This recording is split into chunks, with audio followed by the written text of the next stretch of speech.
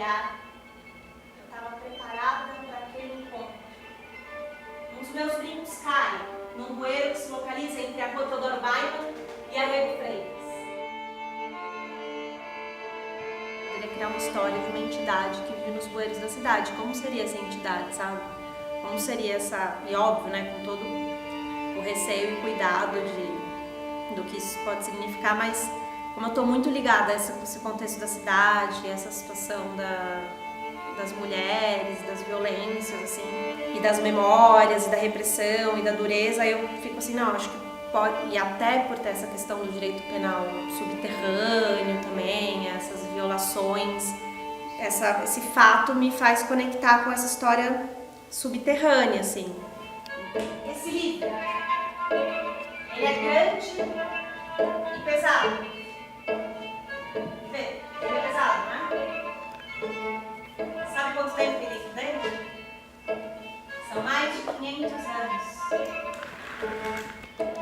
São mais de 1.500 histórias de mais de 700 dramaturgas.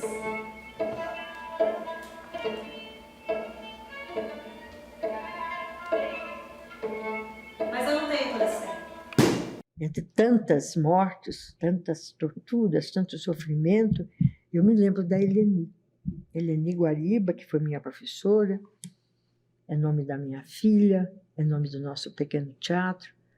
Eleni era pequenininha, baixinha, assim, muito francesinha, né, com o cabelinho à la garçonne, como se falava antigamente.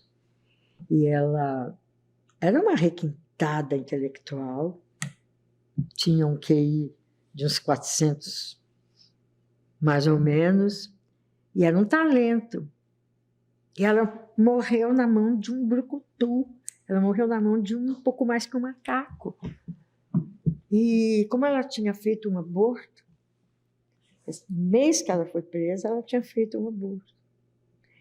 E ela foi presa naquele esquema terrível, e ela foi levada para a Casa da Morte, lá em Petrópolis. E ela foi, claro, Inês Etienne Romeu, que também foi muito torturada, mas que sobreviveu e que depois conta tudo. É graças a Inês Etienne Romeu que a gente sabe da existência da Casa da Morte. A Inês, com seu portentoso cérebro, conseguiu guardar telefone, conseguiu guardar a geografia, e ela que conta onde estavam as coisas. E ela contou para mim, na minha casa, pessoalmente, aqui, o que ela escutou a Eleni ser morta. A Eleni e o Paulo Celestino, que é o advogado que estava com ela, da ALN. Os dois foram presos juntos. E ela conta, né? Então, eu fiquei imaginando as coisas todas que ela sofreu, e mais ainda, ela não tinha a mínima condição de receber nenhum tipo de, qualquer que fosse, física, porque ela tinha acabado de fazer um aborto. O útero estava aberto, ela estava sangrando. Eu falei que eu fui estuprada. Aí o companheiro falou, não fala isso. Você não fala isso porque pega mal. Você fala, você já vai ter muita tarefa para denunciar. Você tem que denunciar o assassinato do Daniel, que eu era testemunha ocular do assassinato dele, das torturas que o César sofreu, que ele entrou em estado de coma, do sequestro dos meus filhos, né? Da tortura da Crimeia grávida, né? Com 8 meses. E então não fala de estupro, não. Porque isso pega mal, tudo que você falar, as pessoas ainda podem acreditar. Quando você falar que foi estuprada também, ninguém vai acreditar mais nada que você fala. Vai desacreditar.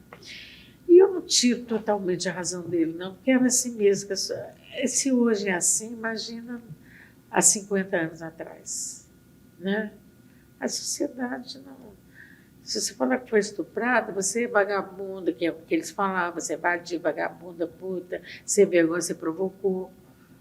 Né? Então, quer dizer, tudo que você denuncia contra eles, todo mundo acredita. Agora, quando você fala que é estupro, então, isso tudo que ela falou, até que ela foi estuprada, imagina. Que ela viu um homem morrendo, ela viu. Mas se ela foi estuprada, vai ver que não viu um homem morrendo, enfim. fica... O descrédito é muito grande. A palavra da mulher em relação ao estupro é muito desconsiderada. Você vê até hoje, tem estuprador aí, passa por inocente, né? Tenho da Inês Etienne Romeu a mais profunda admiração e o agradecimento, a gratidão mais sincera, porque eu achava que quem passou por aquilo que passou a Inês. E muitas vezes pessoas falavam, você não precisava falar isso. Fala, por que não precisava falar isso? Você tem que saber o que aconteceu com ela. Então a Inês, quando eu falo que a Eleni, por exemplo, fez um aborto, que portanto ela não tinha a menor chance de resistir a uma prisão, e a Inês só resistiu porque eles pensaram, em algum momento, que ela pudesse, saindo dali, fazer alguma coisa que favorecesse a vida deles, da tortura, dos torturadores, da ditadura. Porque ela tentou suicídio várias vezes lá na Casa da Morte. Ela foi estuprada incontáveis vezes. Isso falou-me, Inês, tanto na minha casa quanto aqui.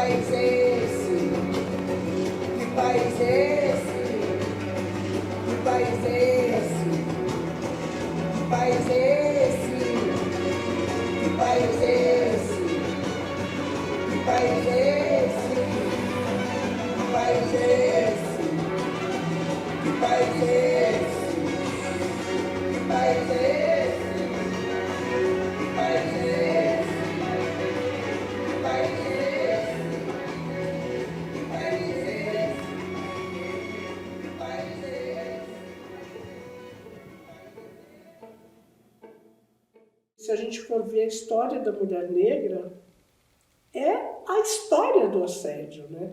Desde o estupro no tempo da escravização, mas as empregadas domésticas, o que são? O que é o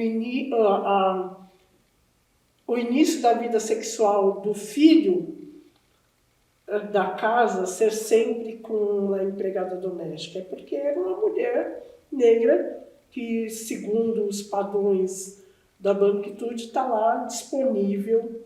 Meu filho vai dar a honra dele iniciá-lo sexualmente, entendeu?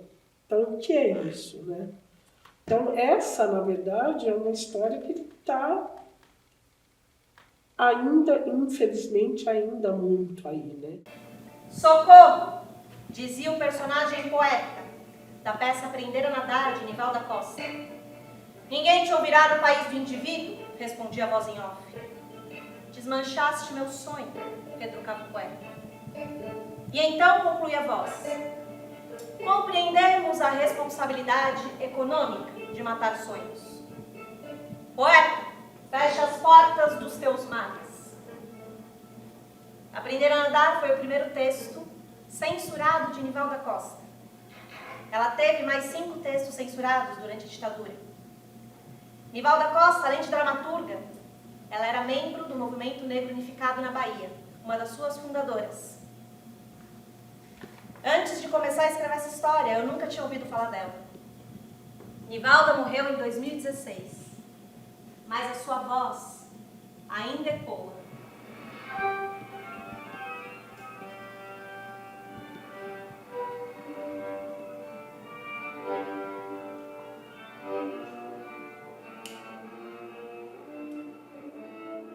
Eu acho que é uma questão de justiça. Eu falei uma questão de reparação histórica, e a reparação histórica devida à população negra é uma questão de justiça social.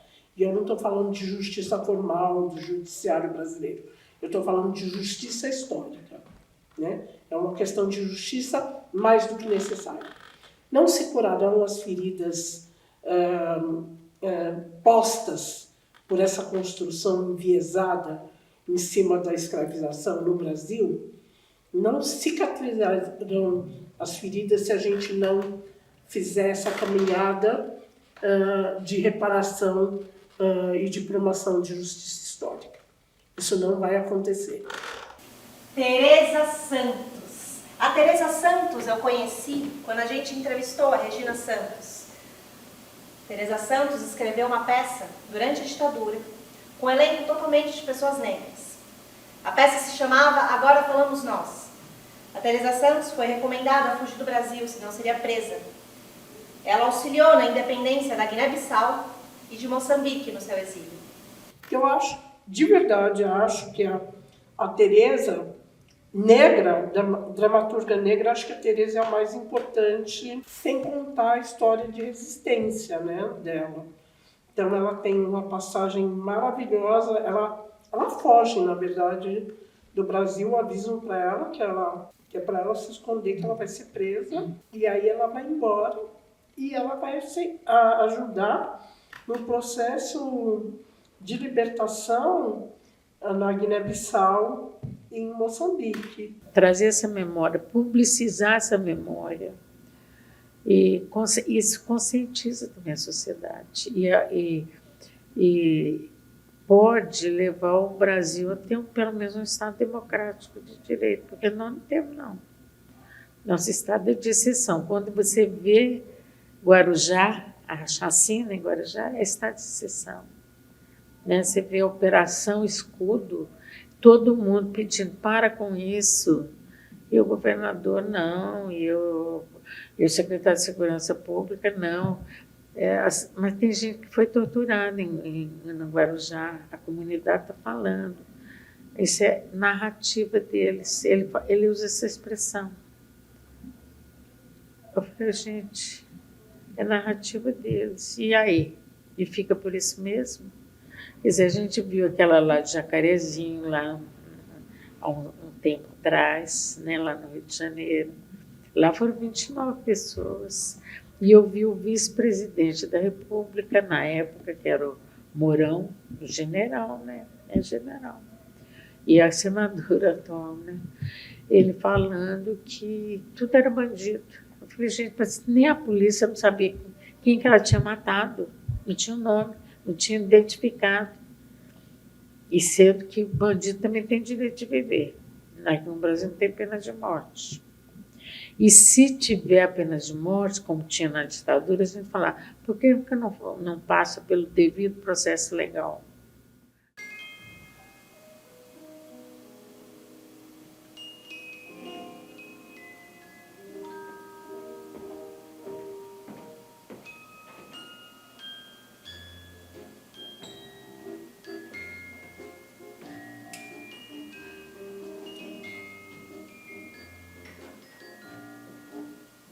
Cuando yo sentí de cerca tu mirada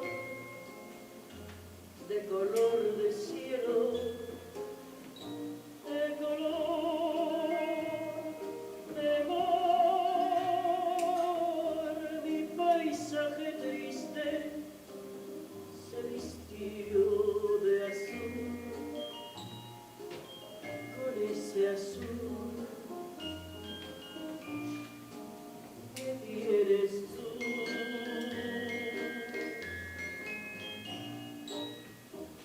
el aún no me olvides, convertido en flor, era un día nublado que olvidará Ruth Alves de Oliveira, el sol. Emily Chami, Inês Barros de Almeida, Yara da Silva, Eunice Machado, Terezinha Fernandes, Maria de Lourdes Nunes, Ana Maria Taboy, Lídia de Castro Santiago, Maria das Graças Fonseca, Hélia Terezinha de Ávila. Daqui eu ouço os carros, as pessoas, eu sinto o peso dos prédios que edificam na minha cabeça. Às vezes não. À noite, dá para ouvir o mar. Tá ouvindo? Os intervalos, eles são constantes. Se repete. Tem sempre uma alta que canta pneu e depois, bum, vem a tempestade. Veja, isso aqui não é o mar. Mas eu tô me acostumando. Eu sempre lembro do mar. A cada 7 minutos eu lembro do mar. Veja, tem um teto de cimento. Tá sentindo o cheirinho? É gostoso, assim. Eu me sinto conectada com todas essas áreas. Eu gosto de falar com elas. Eu gosto de juntar essas memórias, esquecidas, apagadas. É um ritual, é bonito. E de tudo que essa cidade descarta, eu ainda consigo ver coisa bonita. O mar, eu vejo o mar.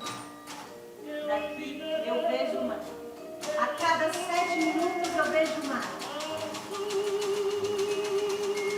Isso aqui me protege de quem não sabe o que é memória, o que é história. E de tudo que essa cidade descarta, ainda dá pra ver coisa bonita. Eu danço com elas. Eu danço com todas elas.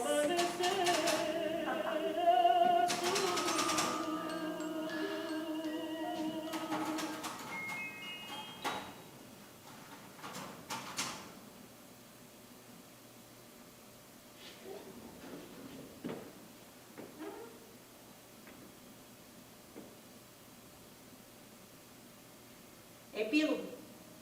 A arquibancada de um teatro vazio.